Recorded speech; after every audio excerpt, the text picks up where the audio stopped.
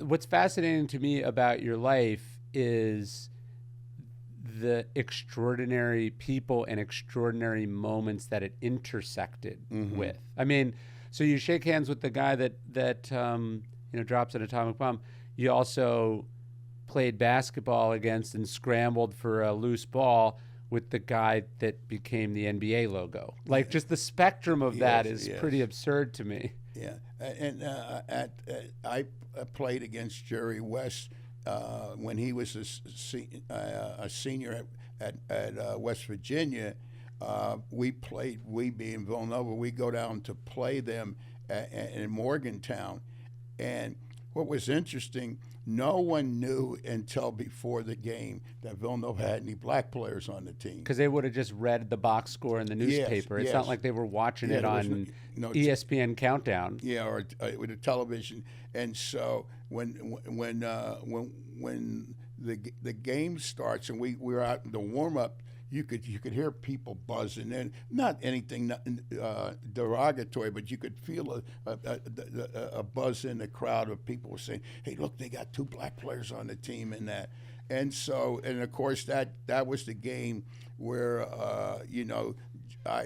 Jerry West stole a ball and was going down for a layup, and I chased him down. I already had in my mind, there's no way he's going to lay this ball up. and and just as I met him right at the front of the rim and didn't I altered the shot, but I didn't block it.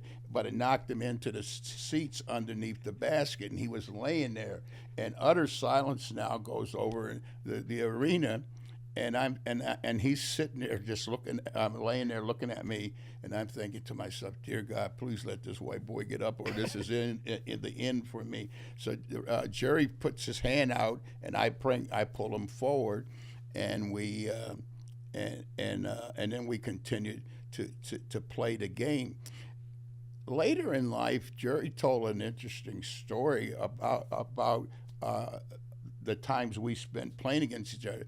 And he said, "Do you remember your senior year when we played you in Morgantown? You fouled out of the game and had one of your worst games in that."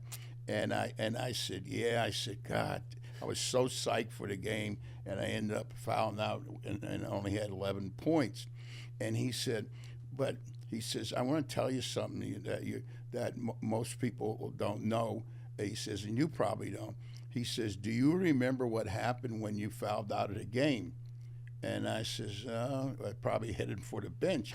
And he says, "No, I stopped you along the way, and I shook hands with you and said, 'Hey, I really enjoyed playing against you.'" He said, "George, you're the only player in my playing career that I ever shook hands with after a game or during the game." Yeah.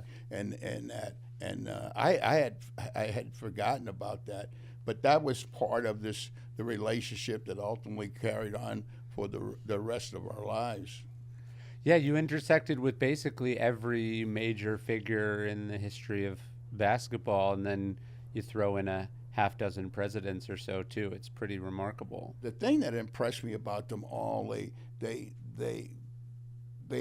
had a way of making you feel as important as they were. Yeah. And they always made time for you. They were sincere in their compliments, and over time, I started to collect these moments that brought me together with the president.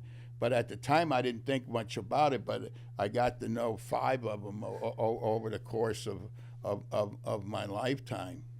Yeah, it's hard to believe.